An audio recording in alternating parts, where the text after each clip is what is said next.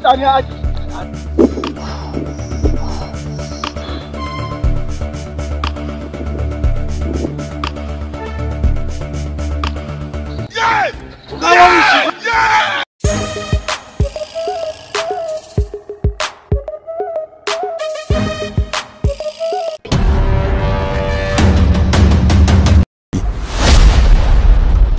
Yanzu ɗan yarbawa shawaran da zan baka shine anan. Tunda ka samu ka sai da doyanka, ka samu kuɗin ka sa su cikin hula. Saboda yanzu lokacin da muke cikin ga, in ka samu ka saka kuɗin ka cikin hulanka, bayan da za a yi ɓarawo ya gane akwai kuɗi cikin hulanka. Gaskiya na gode da shawaran da ka bani, haka nan za a yi. Kai di taje mun shi tashi. No. Oga jikata fa.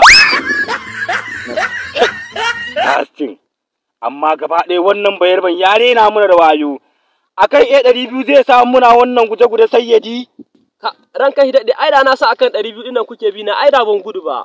Oh my god. Ranka shi daɗe, ya zata kuɗin da ke cikin hulana kuke so.